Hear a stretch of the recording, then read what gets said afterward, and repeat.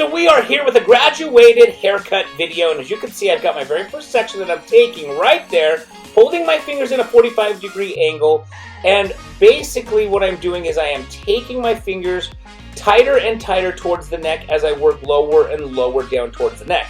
So up by the occipital bone, it's going to be longer. As I get closer to the neck, it's going to be shorter. Now you can see I took another section and I'm just combing that hair down, but I'm slightly lifting my fingers to create that graduation, and I'm using the section that I just got done cutting underneath as my guide. Now I'm going to do it again right here. You can see I took another section, combing that section, using the section underneath as my guide to know how short to cut this section, slightly lifting my fingers to create the graduation at the occipital bone, but then doing less lifting as I get closer to the neck, because again, I want to make sure that the neck hair is as short as possible as far as my fingers are able to take it down to.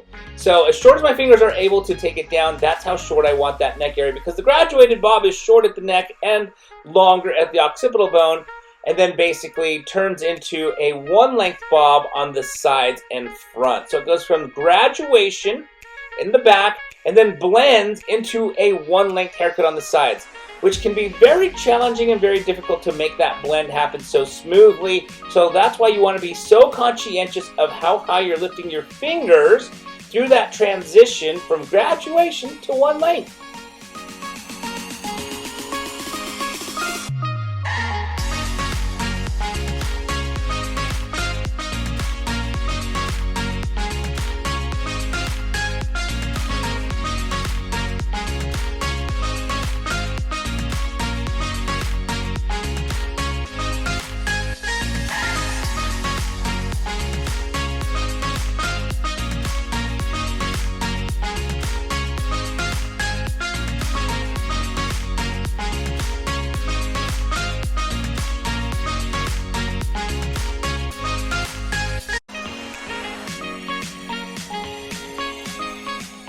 Alright, so now I've taken a section on the right side and I'm going to cut the graduation in the back. You can see I'm slightly lifting right there, but as I get closer and closer to the sides, basically to the ear, I'm going to lift less and less until the point where I get to the very front, and then I'm just going to be basically combing the hair straight down to create that outline. This is where the graduation, this first section is the guide where the graduation is going to flow from graduation in the back to a one-length haircut on the sides. So I'm going to continue working my way up the right side of the head. Once I'm done, I will then continue on the left side.